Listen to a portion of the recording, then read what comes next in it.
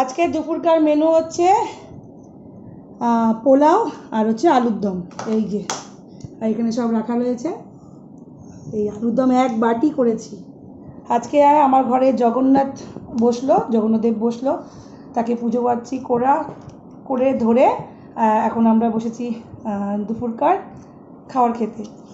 জগন্নাথ ঠাকুর নিয়ে আসা হয়েছিল সেই এপ্রিল মাসে, না রে, দোলের সময় মেয়ে নিয়ে এসেছিলো পুরীর থেকে। তো তখন থেকে আর বাবাকে আর বসানো হয়নি।